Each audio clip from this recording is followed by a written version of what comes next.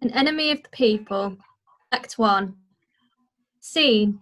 Dr. Stockmann's sitting room. It is evening. The room is plainly but neatly appointed and furnished. In the right-hand wall are 2 doors. The farther leads out into the hall, the nearer to the doctor's study.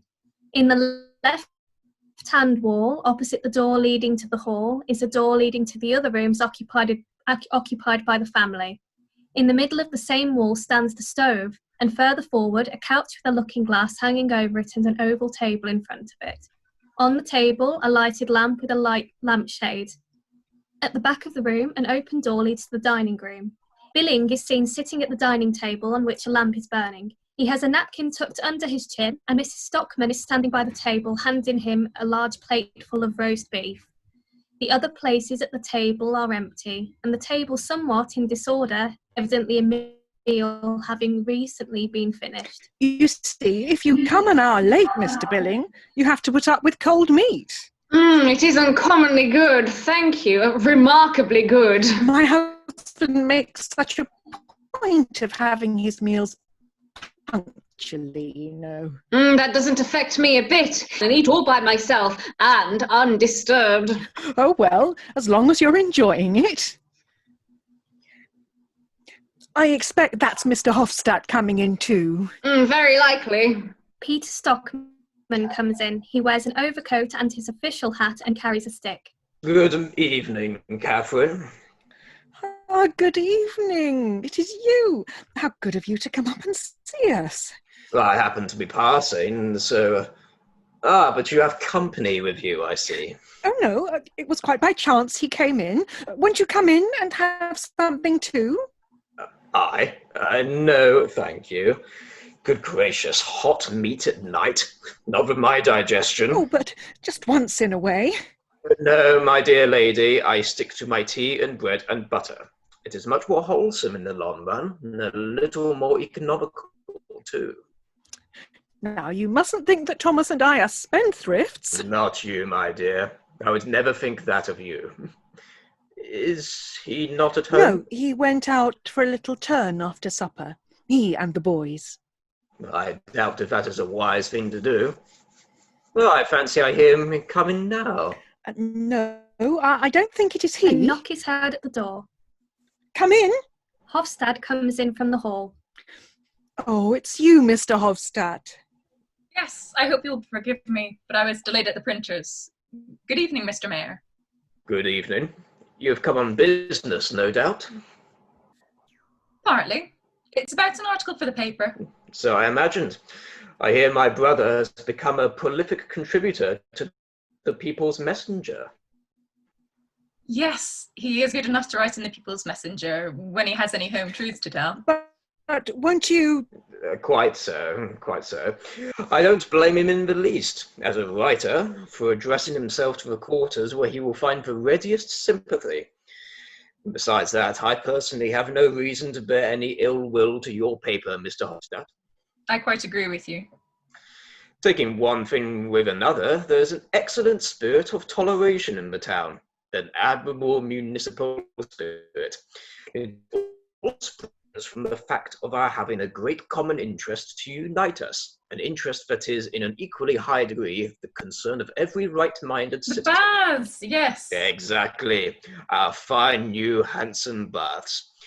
Mark my words, Mr. Hovstad, the baths will become the focus of our municipal life. Not a doubt of it.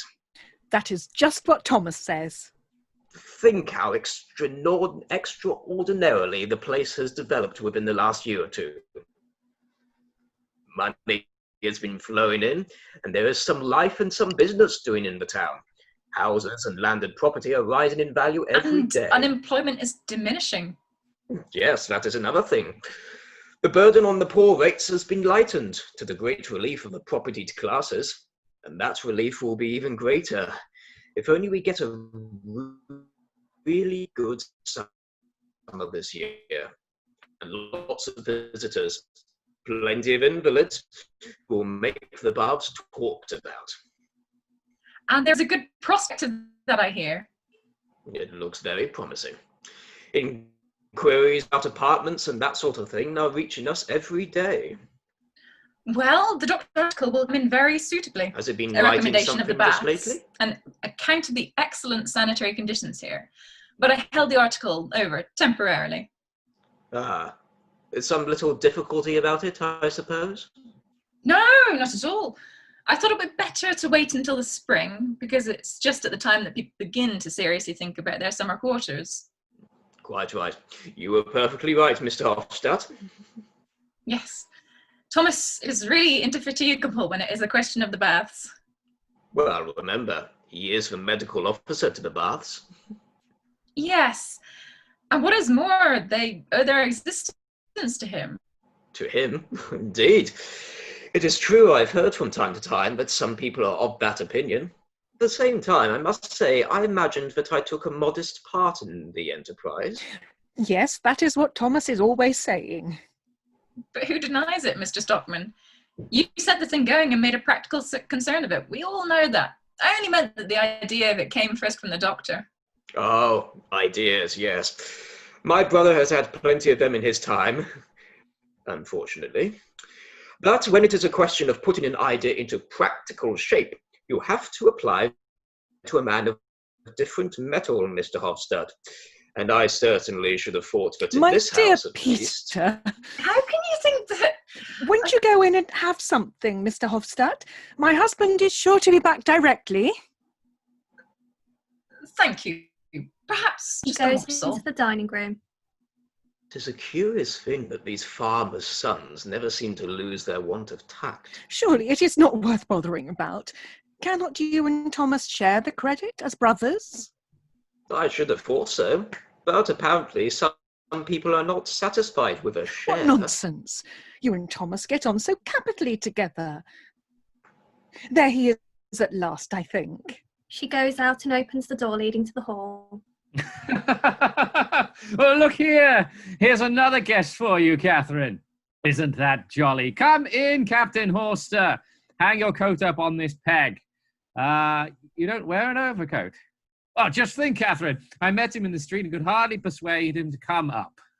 Captain Horster comes into the room and greets Mrs. Stockmann. He is followed by Dr. Stockmann. Come along in, boys. They're ravenously hungry again, you know. Come along, Captain Horster. You must have a slice of beef. He pushes Horster into the dining room. Ejlif and Morten go in after them. But Thomas, don't you see? Oh, is it you, Peter? Now, that is very delightful. Unfortunately, I must go in a moment. Rubbish! There's some toddy just coming in. You haven't forgotten the toddy, Catherine? Of course not. The water is boiling now. She goes into the dining room. Toddy too. Yes, sit down and we will have it comfortably. Thanks. I never care about an evening's drinking. This isn't an evening's drinking. It seems to me it is extraordinary how they can put away all that food. Yes, isn't it splendid to see young people eat? They've always got an appetite, you know. That's as it should be. Lots of food to build up their strength. They are the people who are going to stir up the fermenting forces of the future, Peter. May I ask what they will find here to stir up, as you put it? You must ask the young people that when the time comes. We shan't be able to see it, of course. That stands to reason. Two old fogies like us. Really? I must say that it's an extremely odd expression. Oh, you mustn't take me too literally, Peter. I'm so heartily happy and contented, you know. I think it is such an extraordinary piece of good fortune to be in the middle of all this growing, germinating life. It is a splendid time to live in. It is as if a whole new world were being created around one. Do you really think so? Naturally, you can't appreciate it as keenly as I. You have lived all your life in these surroundings, and your impressions have been blunted. But I, who have been buried all these years in my little corner up north, almost without ever seeing a stranger who might bring new ideas with him, well, in my case, it has just the same effect as if I had been transported into the middle of a crowded city. Oh, a city. No, I know it is all cramped enough here compared with many other places. But there is life here. There is promise. There are innumerable things to work for and fight for. And that is the main thing. Catherine, hasn't the postman been here? No. And then to be comfortably off, Peter. That is something one learns to value when one has been on the brink of starvation, as we have. Oh, surely, Indeed, I can assure you we have often been very hard put to it up there. And now to be able to live like a lord. Today, for instance, we had roast beef for dinner, and what is more, for supper too. Won't you come and have a little bit? Or let me show it to you at any rate. Come here. No, not for worlds. Oh, but just come here then. You see, we've got a table cover. Yes, I noticed it. And we have got a lampshade too. Do you see? All out of Catherine's savings. It makes the room so cozy. Don't you think so? Just stand here for a moment. No, not there. Yeah, just here, that's it. Look, now when you get the light on it all together, I really think it looks very nice, doesn't it? Oh, if you can afford luxuries of this kind. Yes, I can afford it now. Catherine tells me I earn almost as much as we spend. Almost, yes. But a scientific man must live in a little bit of style. I'm quite sure an ordinary civil servant spends more in a year than I do. I dare say. A civil servant, a man in a well-paid position. Well, any ordinary merchant, then. A man in that position spends 2 or 3 times as much as... It just depends on circumstances. All events, I assure you, I don't waste money unprofitably. But I can't find it in my heart to deny myself the pleasure of entertaining my friends. I need that sort of thing, you know. I've lived for so long shut out of it all that it is a necessity of life to me to mix with young, eager, ambitious men of liberal and active minds. And that describes every one of those fellows who are enjoying their supper in there. I wish you knew more of Hovstad. By the way, Hovstad was telling me he was going to print another article of yours. An article of mine? Yes, about the baths. An article you wrote in the winter. Oh, that one. No, I don't intend that to appear just for the present. Why not? It seems to me that this would be the most opportune moment. Yes, very likely. Under normal conditions. Is there anything abnormal about the present conditions? To tell you the truth, Peter, I can't say just at this moment, at all events, not tonight. There may be much that is very abnormal about the present conditions, and it is possible there may be nothing abnormal about them at all. It is quite possible it may be merely my imagination. Well, I must say it all sounds most mysterious. Is there something going on that I am to be kept in ignorance of? I should have imagined that I, as chairman of the governing body of the baths... Should have imagined that I... Oh, come, don't let us fly out at one another, Peter. Oh, heaven forbid. I am not in the habit of flying out at people, as you call it. But I am entitled to request most emphatically that all arrangements shall be made in a business-like manner, through the proper channels, and shall be dealt with by the legally constituted authorities. I can allow no going behind our backs by any roundabout means. Have I ever at any time tried to go behind your backs? You have an ingrained tendency to take your own way, at all events, and that is almost equally inadmissible in a well-ordered community.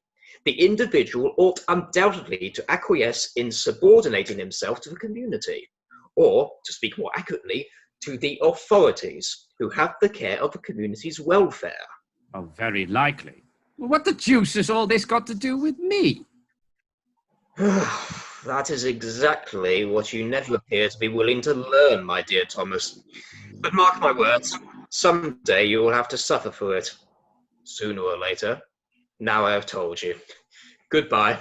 Have you taken leave of your senses? You're on the wrong scent altogether. I am not usually that. You must excuse me now if I... Good night, Catherine. Good night, gentlemen. He exits. Has he gone? Yes, and in such a bad temper. But dear Thomas, what have you been doing to him again? Nothing at all. And anyhow, he can't oblige me to make my before the proper time. What have you got to make a report to him about? Leave that to me, Catherine. It is an extraordinary thing that the postman doesn't come. Hovstad, Billing and Horster have got up from the table and come into the sitting room. Ejlif and Morten come in after them. Oh, one feels a new man after a meal like that. The mayor wasn't in a very sweet temper tonight, then. It is his stomach. He has wretched digestion. I rather think of it was us two of the people's messenger that he couldn't digest. I thought you came out of it pretty well with him. Oh, yes. But it isn't anything more than a sort Oh, of that truce. is just what it is. That word sums up the situation. We must remember that Peter is a lonely man, poor chap. He has no home comforts of any kind, nothing but everlasting business, and all that infernal weak tea wash that he pours into himself. Now then, my boys, bring chairs up to the table. Are we going to have that toddy, Catherine? I'm just getting it. Sit down here on the couch beside me, Captain Horster. We so seldom see you. Please sit down, my friends. They sit down at the table. Mrs. Stockmann brings a tray with the spirit lamp, glasses, bottles, etc. on it. There you are. This is arak, and this is rum, and this one is the brandy. Now everyone must help themselves. We will. And let us have the cigars. Ejlif, you know where the box is, and you, Morten, can fetch my pipe. The two boys go into the room on the right. I have a suspicion that Ejlif pockets a cigar now and then, but I take no notice of it. And my smoking cap too, Morten. Catherine, you can tell him where I left it. Ah, he has got it. The boys bring the various items. Oh, my friends, I stick to my pipe, you know. This one has seen plenty of bad weather with me up north. Your good health. Is it good to be sitting snug and warm here? Do you sail soon, Captain Horster? I expect to be ready to sail next week. I suppose you are going to America.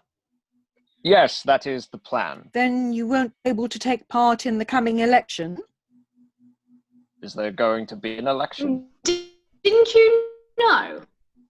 No, I don't mix myself up with those things. But do you not take an interest in public affairs? No, I don't know anything about politics. Even if one doesn't know anything about what is going on. Doesn't know. What do you mean by that? The community is like a ship. Every prepared to take the helm. Maybe that is all very well on shore, but on board ship, it wouldn't work. It is astonishing how little most sailors care about what goes on shore. Very extraordinary. Well, sailors are like birds of passage. They feel equally at home in any latitude. And that is only an additional reason for our being all the more keen, Hovstad. Is there to be anything of public interest in tomorrow's messenger?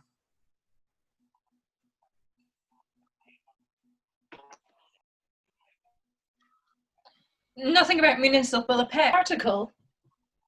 Oh, devil take it.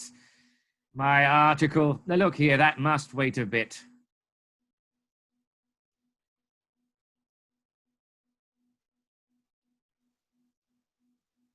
Really? Opportune moment. Yes, very likely you're right. But it must wait all the same. I will explain to you later. Petra comes in from the hall, in hat and cloak and with a bundle of exercise books under her arm. Good evening. Good evening, Petra. Come along. Mutual greetings. Petra takes off her things and puts them down on a chair by the door. And you've all been sitting here enjoying yourselves while I've been out slaving. Well, come and enjoy yourself too. May I mix a glass for you?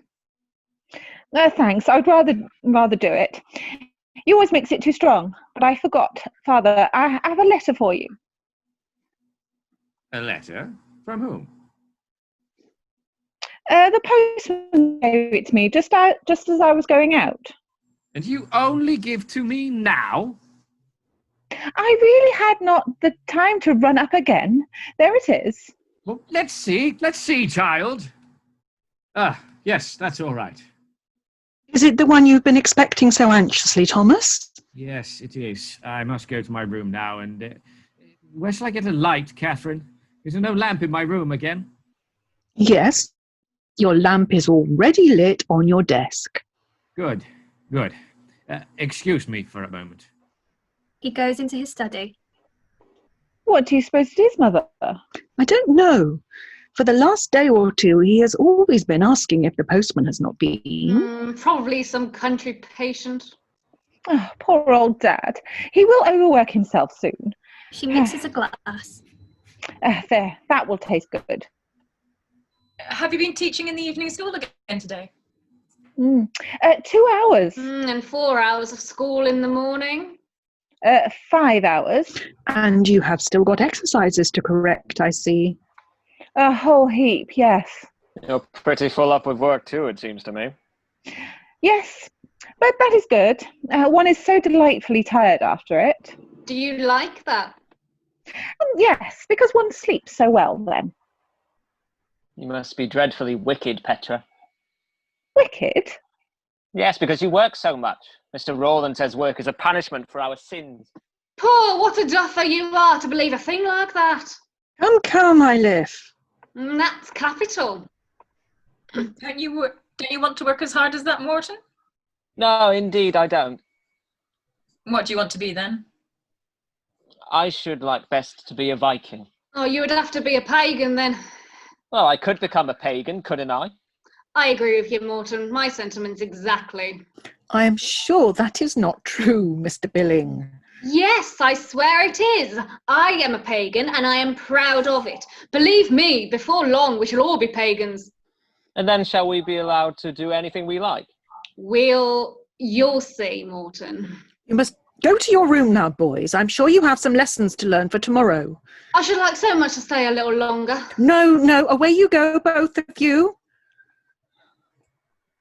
Do you really think it can do the boys any harm to hear such things?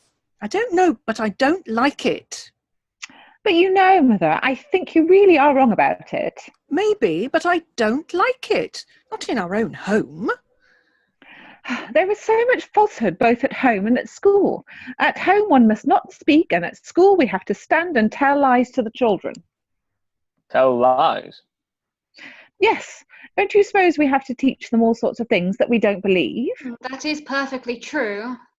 If only I had the means, I would start a school of my own, and it would be conducted on very different lines. Oh, bother the means. Well, if you are thinking of that, Miss Stockmann, I shall be delighted to provide you with a schoolroom. The great big old house my father left me is standing almost empty. There's an immense dining room downstairs. Oh, thank you very much, but I'm afraid nothing will come of it. No, Miss Petra is much more likely to take to journalism, I expect. By the way, have you had time to do anything with the English story you promised to translate for me? For us? No, not yet. But you shall have it in good time. Dr. Stockmann comes in from his room with an open letter in his hand. Well, now the town will have something new to talk about, I can tell you.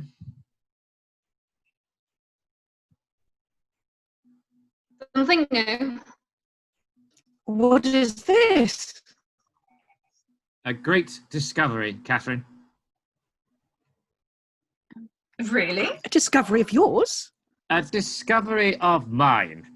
Just let them come saying, as usual, that it is all fancy and a crazy man's imagination, but they will be careful what they say this time, I can tell you. But Father, tell us what it is. Yes, only give me time and you shall know all about it. Only I had Peter here now. This shows how we men can go about forming our judgments when in reality we are as blind as any moles. What are you driving at, Doctor? Isn't it the universal opinion that our town is a healthy spot? Certainly. Quite an unusually healthy spot, in fact. A place that deserves to be recommended in the warmest possible manner, either for invalids or for people who are well. Yes, but my dear Thomas. And we have been recommending it and praising it. I have written both in the Messenger and in pamphlets. Well, what then? And the baths. We've called them the main artery of the town's lifeblood, the nerve centre of our town, and the devil knows what else. The town's pulsating heart was the expression I once used on an important occasion. Quite so. Well, do you know what they really are, these great, splendid, much-praised baths that have cost so much money? Do you know what they are? No, what are they? Yes, what are they? The whole place is a pest house. The bath. Oh, baths? But doctor... Absolutely incredible. The whole bath establishment is a whited poison sepulchre, I tell you. The gravest possible danger to the public health. All the nastiness up at Moladol, all that stinking filth is infecting the water in the conduit pipes leading to the reservoir. And the same cursed, filthy poison oozes out onto the shore, too. Where the bathing place. Just there. Oh, sorry. Fine. But I've investigated the matter most conscientiously. How do you come to be so certain of all this, Doctor? I've investigated the matter most conscientiously. For a long time past, I have suspected something of the kind. Last year, we've had some very strange cases of illness amongst the visitors. Typhoid cases and cases of gastric fever.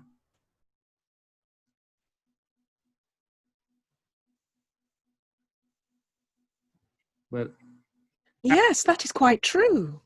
at the time, we supposed the visitors had been infected before they came. But later on, in the winter, I began to have a different opinion. And so I set myself to examine the water as well as I could.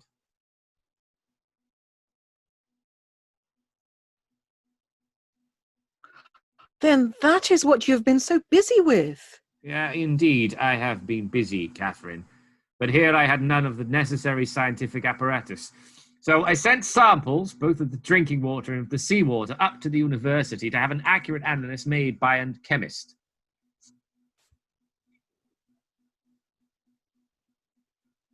And have you got that? Here it is. It proves the presence of decomposing organic matter in the water. It is full of infusoria. The water is absolutely dangerous to use, either internally or externally. What a mercy you discovered it in time. You may well say so. And what do you propose to do now, Doctor? To see the matter put right, naturally. Can that be done? It must be done. Otherwise the baths will be absolutely useless and wasted. But we need not anticipate that. I have a very clear idea what we shall have to do. But why have you kept all this so secret, dear? Do you suppose I was going to run about the town gossiping about it before I had absolute proof? No, thank you. I am not such a fool.